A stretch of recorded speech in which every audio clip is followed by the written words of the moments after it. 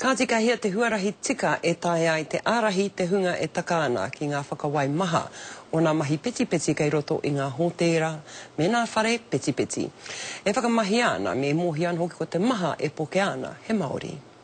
Aha kua iti engari he kuru paunamu. When I became an addict, a pokey addict, I started losing what was essential to my core being.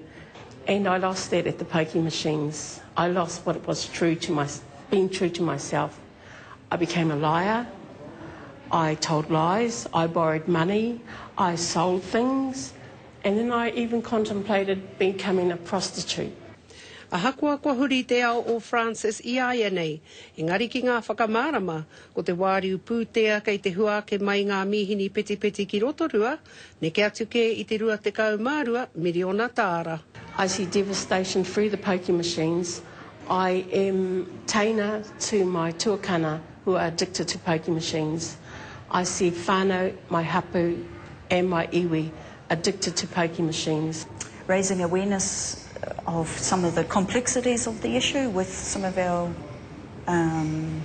marae, hapu, iwi organisations, and perhaps a network right across. We cover the whole region, mai Makatuki, Tongariro. He kaupapa no e tika ana ki a tapu ananga hia, ki runga i ngā marae maha, ki wainga hoki i te iwi. Our tipuna didn't want us flushed down the toilet.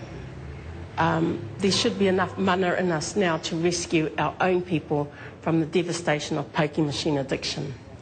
I runga anō hoki te wairua o ngā whakaaro i puta i te rā nei.